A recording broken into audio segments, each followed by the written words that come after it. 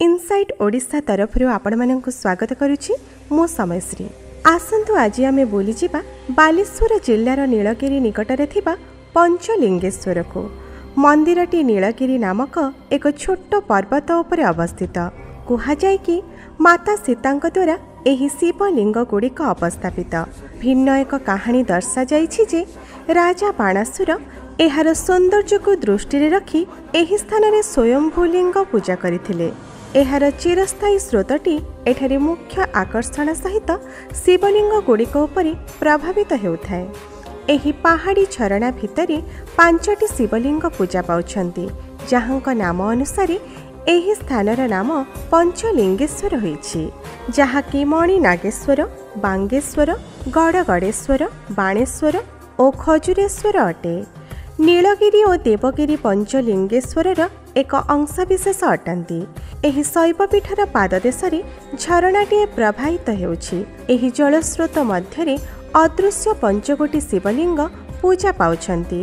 भक्त माने जलस्रोत मध्यरे पंचलिंगेश्वर को दर्शन करी पूजा करती।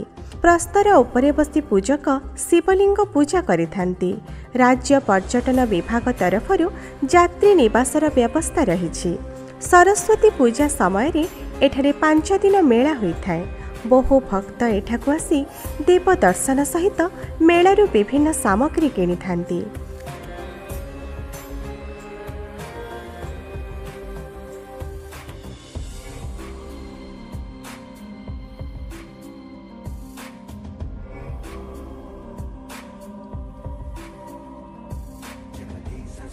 देवगिरी पर्वतर शिखर भागरे मंडलेश्वरी देवी स्थान रहिछि।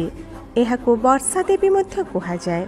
वर्षा नहेले देवी को पूजा करिले वर्षा होइथाय बोली लोकविश्वास रहिछि। देवगिरी पर्वतमाला परिवेष्टित पर्वतर शीर्ष देशरू मंगलपुर प्राचीन पथ और दुर्ग पर्यंत एक सुड़ंग रहिछि। जनमत अनुजाई पंचलिंगेश्वर पहाड़र पाददेशरू एही सुड़ंग रहिछि। प्राय 1846 मसीहा पूर्वरु एहा लोकलोचन ठारू दूर रे थिला। 1846 रे ब्रिटिश शासन समय रे रानी अन्नपूर्णा को स्वप्नादेश हेबा परी से राजा कृष्णचंद्र को जणाइले ओ परे राजा पूजा अर्चना कराइथिले।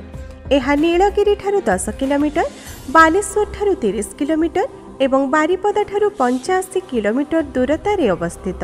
एहा भुवनेश्वर ठारू प्राय 190 किलोमीटर थिला बेले केन्दुझर ठारू जेउ पथरे गले भी प्राय 190 किलोमीटर रु 200 किलोमीटर हेबो। आपनको एहा किपरि लागिला मतामत निश्चय देबे।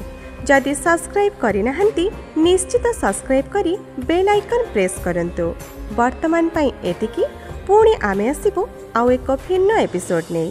नमस्कार।